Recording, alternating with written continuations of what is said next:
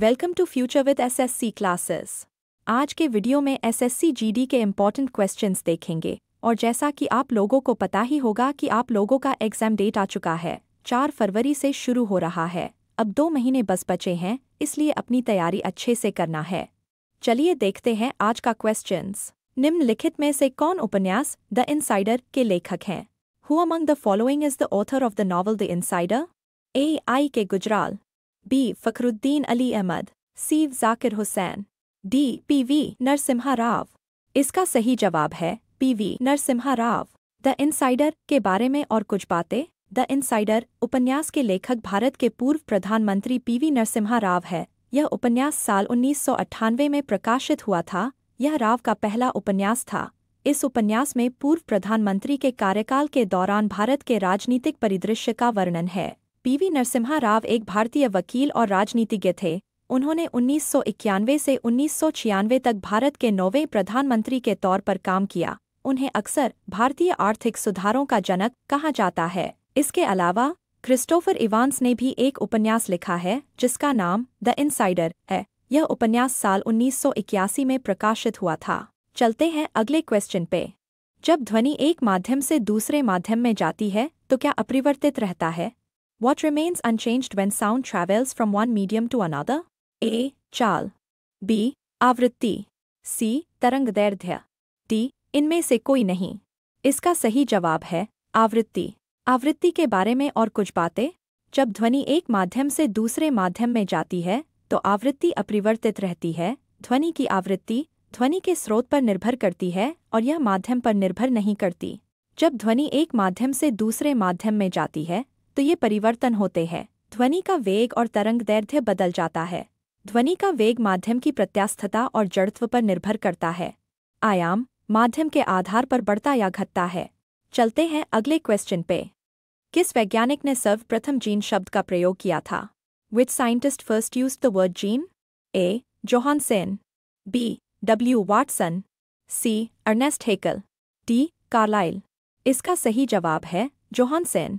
Johansson के बारे में और कुछ बातें। डेनिश वनस्पति शास्त्री और आनुवंशिकीविद विल्हेम लुडविग जोहानसन 1857 से 1927 ने सबसे पहले जीन शब्द का इस्तेमाल किया था। उन्होंने साल 1909 में आनुवंशिकता की इकाइयों का वर्णन करने के लिए इस शब्द का इस्तेमाल किया था। जीन शब्द की उत्पत्ति जर्मन शब्द जीन या पेंगेन से हुई है। ऐसा माना जाता है कि जोहानसन ने जर्मन शब्द पेंगेन को छोटा किया था। चलते हैं अगले क्वेश्चन पे। निम्नलिखित में से कौन बीसीसीआई के पहले अध्यक्ष थे? Who among the following was the first president of BCCI? A. R.E. Grant Cowan, B. Anthony D. Melo, C. Roger Binney, D. J.C. Mukherjee. इसका सही जवाब है R.E. Grant Cowan। BCCI के बारे में और कुछ बातें। भारतीय क्रिकेट कंट्रोल बोर्ड BCCI के पहले अध्यक्ष R.E. Grant Cowan थे। R.E. Grant Cowan एक व्यवसायी थे और गोवन ब्रदर्स लिमिटेड के प्रबंध निदेशक थे। वे एक उत्साही क्रिकेटर भी थे और बॉम्बे जिमखाना क्रिकेट क्लब के लिए खेले थे। वे 1928 में बीसीसीआई के अध्यक्ष चुने गए और 1933 तक इस पद पर रहे। बीसीसीआई की स्थापना दिसंबर 1928 में हुई थी। बीसीसीआई का मुख्यालय मुंबई के वानखेड़े स्टेडियम में है। बीसीसीआई के वर्तमान अध्यक्ष रोजर बिन्नी है। बीसीसीआई के सचिव जय शाह है। जय शाह को इंटरनेशनल क्रिकेट काउंसिल का नया चेयरमैन बनाया गया है। उनका कार्यकाल 1 दिसंबर 2024 से शुरू होगा। चलते हैं अगले क्वेश्चन पे। को भारत के फ्लाइंग सिख के रूप में जाना जाता है? Is known as the flying Sikh of India? A. Arijit Singh, B. Milkha Singh, C. Navjot Singh, D. Khushwant Singh. इसका सही जवाब है मिल्खा सिंह। फ्लाइंग सिख के बारे में और कुछ बातें। भारतीय ट्रैक और फील्ड धावक मिल्खा सिंह को फ्लाइंग सिख के नाम से जाना जाता है। उन्हें यह उपनाम पाकिस्तान के जनरल अयूब खान ने दिया था। साल 1960 में पाकिस्तान में आयोजित एक दौड़ में मिल्खा सिंह ने अब्दुल खालिक को हराया था, जिसके बाद उन्हें यह उपनाम मिला था। चलते हैं अगले क्वेश्चन पे। शकों पर विजयोपरांत चंद्रगुप्त ने निम्न में से किस धातु के सिक्के प्रचलित किए? After victory over Shakas, Chandragupta two introduced coins of which of the following metals? A. स्वर्ण, बी. चांदी, सी. तांबा, डी. कांसा। इसका सही जवाब है चांदी। शकों पर विजय प्राप्त करने के बाद चंद्रगुप्त द्वितीय ने चांदी के सिक्के जारी किए थे, चंद्रगुप्त द्वितीय चांदी के सिक्के जारी करने वाले पहले गुप्त शासक थे। इन्हें रूपक नाम से भी जाना जाता था। चंद्रगुप्त द्वितीय के बारे में कुछ और खास बातें। चंद्रगुप्त द्वितीय समुद्रगुप्त के पुत्र थे। चंद्रगुप्त द्वितीय को चंद्रगुप्त विक्रमादित्य के नाम से भी जाना जाता है। चंद्रगुप्त द्वितीय ने विजय और वैवाहिक संबंधों के जरिए अपने साम्राज्य का विस्तार किया। उन्होंने मालवा और इसके प्रमुख शहर उज्जैन की समृद्धि में योगदान दिया था और उज्जैन को अपनी दूसरी राजधानी बनाया था। चंद्रगुप्त द्वितीय ने 8 प्रकार की मुद्राएं जारी की थी। गुप्त वंश ने जारी किए गए सिक्कों में तांबे के सिक्कों की संख्या सबसे ज्यादा थी। चलते हैं अगले क्वेश्चन पे। जम्मू और कश्मीर पुनर्गठन अधिनियम किस वर्ष पारित हुआ था? In which year was the Jammu and Kashmir reorganisation act passed? A 2019, B 2009, C 2015, D 2017। इसका सही जवाब है 2019। जम्मू और कश्मीर पुनर्गठन अधिनियम के बारे में और कुछ बातें। जम्मू और कश्मीर पुनर्गठन अधिनियम 2019 को 9 अगस्त 2019 को पारित किया गया था। यह अधिनियम 31 अक्टूबर 2019 से लागू हुआ था। इस अधिनियम के तहत जम्मू और कश्मीर राज्य को 2 केंद्र शासित प्रदेशों में बांटा गया था, जम्मू और कश्मीर केंद्र शासित प्रदेश, लद्दाख केंद्र शासित प्रदेश। इस अधिनियम के जरिए जम्मू और कश्मीर को विशेष राज्य का दर्जा देने वाले संविधान के अनुच्छेद 370 को भी निरस्त किया गया। इस अधिनियम से जुड़ी कुछ और बातें। इस अधिनियम के लिए विधेयक को गृह मंत्री अमित शाह ने 5 अगस्त 2019 को राज्यसभा में पेश किया था। इसके बाद 6 अगस्त 2019 को इसे लोकसभा ने पारित किया था। 9 अगस्त 2019 को राष्ट्रपति ने इस अधिनियम को मंजूरी दी थी। केवल जम्मू कश्मीर केंद्र शासित प्रदेश में ही विधानसभा होगी। चलते हैं अगले क्वेश्चन पे। भारतीय संविधान के न्याय के आदर्शों को किस देश से अपनाया गया था? The ideals of justice of the Indian Constitution were adopted from which country? A. Japan, B. USSR, C. US, D. UK। इसका सही जवाब है USSR। भारतीय संविधान के न्याय के आदर्शों के बारे में और कुछ बातें। भारतीय संविधान के न्याय के आदर्शों को सोवियत संघ USSR के संविधान से लिया गया था। इन आदर्शों में सामाजिक, आर्थिक और राजनीतिक न्याय शामिल है। इनका मकसद एक निष्पक्ष और न्याय संगत समाज बनाना है। भारतीय संविधान में न्याय की अवधारणा प्रस्तावना में है और संविधान की मूल संरचना का हिस्सा है। भारतीय संविधान से जुड़े कुछ और बातें। भारतीय संविधान की प्रस्तावना अमेरिकी संविधान से प्रभावित है। भारतीय संविधान के स्वतंत्रता, समानता और बंधुत्व के सिद्धांतों को फ्रांस के संविधान से लिया गया है। भारतीय संविधान में आपातकाल के दौरान मौलिक अधिकारों को निलंबित करने का प्रावधान जर्मनी से लिया गया है। राज्यसभा के सदस्यों का चुनाव और संविधान में संशोधन की प्रक्रिया दक्षिण अफ्रीका के संविधान से ली गई है। भारतीय संविधान में विधि द्वारा स्थापित प्रक्रिया प्रोसीजर एस्टैब्लिश्ड बाय लॉ को जापान के संविधान से लिया गया है। भारतीय संविधान में संसदीय शासन प्रणाली को ब्रिटिश संसदीय शासन प्रणाली से अपनाया गया है। चलते हैं अगले क्वेश्चन पे। गुप्त वंश का संस्थापक था। The founder of the Gupta dynasty was A. Kumaragupta, B. Chandragupta प्रथम, सी. श्रीगुप्त, डी. समुद्रगुप्त। इसका सही जवाब है श्रीगुप्त। गुप्त वंश के बारे में और कुछ बातें। गुप्त वंश के संस्थापक श्रीगुप्त थे। उनके शासनकाल की अवधि 240 से 280 ईस्वी थी। श्रीगुप्त के बाद उनके बेटे घटोत्कच शासक बने। गुप्त वंश के कुछ और शासक और उनकी उपलब्धियां। चंद्रगुप्त प्रथम गुप्त वंश का पहला महान शासक, वह महाराजाधिराज कहलाने वाले पहले शासक थे। समुद्रगुप्त चंद्रगुप्त प्रथम के बाद शासक बने। उन्हें भारत का नेपोलियन कहा जाता है। उन्होंने विजय के जरिए साम्राज्य का विस्तार किया। चंद्रगुप्त द्वितीय, उन्हें विक्रमादित्य के नाम से भी जाना जाता है। उन्होंने मालवा, गुजरात और काठियावाड़ पर विजय हासिल की। कुमारगुप्ता और स्कंदगुप्ता, इनके शासनकाल में हूणों के आक्रमण के कारण साम्राज्य का पतन शुरू हो गया। चलते हैं अगले क्वेश्चन पे। प्रायद्वीपीय पठार का सबसे दक्षिणी बिंदु इनमें से किस पहाड़ी से चिह्नित है? Which of these hills marks the southernmost point of the peninsular plateau? A. Anaconda, B. Girnar, C. Nilgiri, D. Velikonda.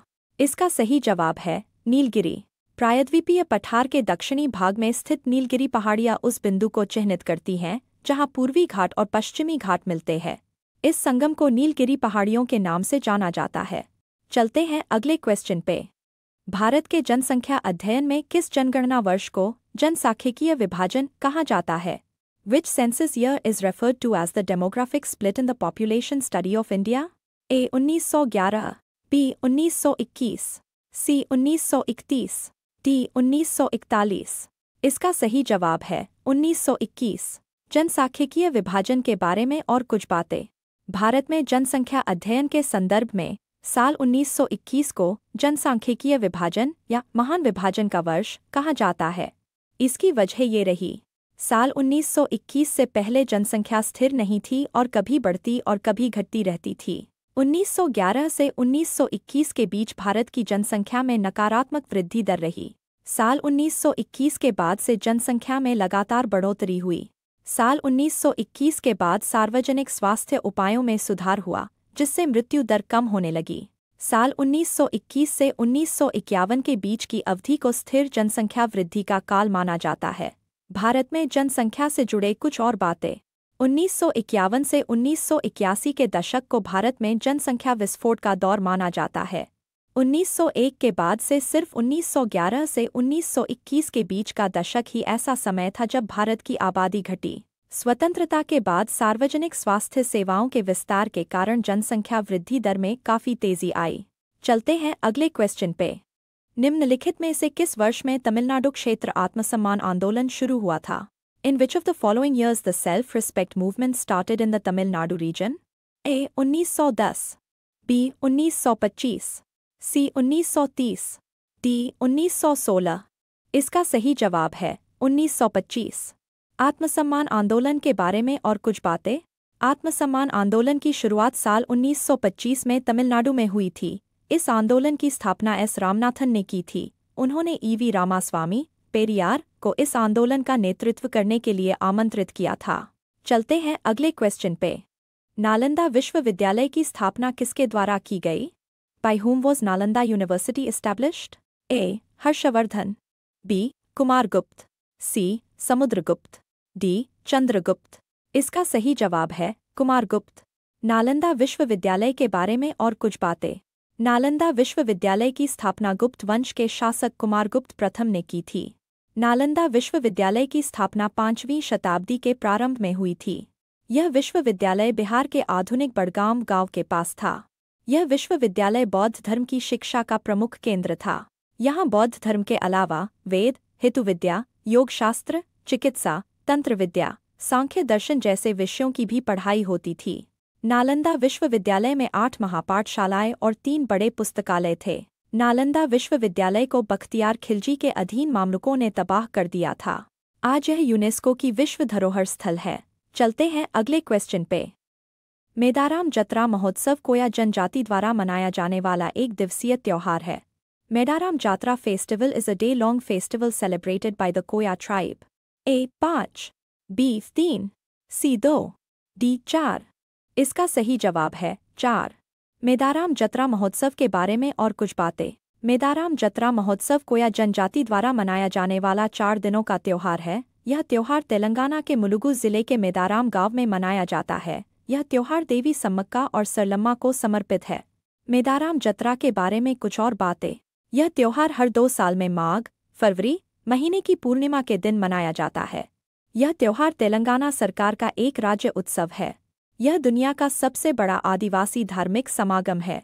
इस त्योहार में देश के अलग अलग हिस्सों और विदेशों से भी लाखों श्रद्धालु आते हैं। इस त्योहार में लोग देवी को अपने वजन के बराबर मात्रा में बंगाराम सोना, गुड़ चढ़ाते हैं। इस त्योहार में लोग जम्पन्ना वागु धारा में पवित्र स्नान करते हैं। यह त्योहार एक माँ और बेटी, सम्मक्का और सरलम्मा की लड़ाई का प्रतीक है। चलते हैं अगले क्वेश्चन पे। जाइमेक्स 23 अभ्यास कहाँ हुआ था? Where did the JIMEX 23 exercise take place? A. Mumbai, B. Kolkata, C. Chennai, D. Visakhapatnam. इसका सही जवाब है विशाखापत्तनम। जाइमेक्स 23 के बारे में और कुछ बातें। जापान भारत समुद्री अभ्यास जाइमेक्स 23 का आयोजन जुलाई 2023 में विशाखापत्तनम में किया गया था। यह अभ्यास 5 से 10 जुलाई तक चला था। इस अभ्यास में भारतीय नौसेना और Japan maritime self defence force JMSDF की नौसेनाओं ने भाग लिया था। आज के लिए इतना ही। आई होप आपको ये वीडियो अच्छा लगा होगा। अगर अच्छा लगा तो ज़रूर चैनल को सब्सक्राइब कीजिए और आपका पेपर भी 4 फरवरी से स्टार्ट होगा। तैयारी करते रहिए। हम मिलेंगे न्यू वीडियो में न्यू क्वेश्चंस के साथ। Thanks for watching.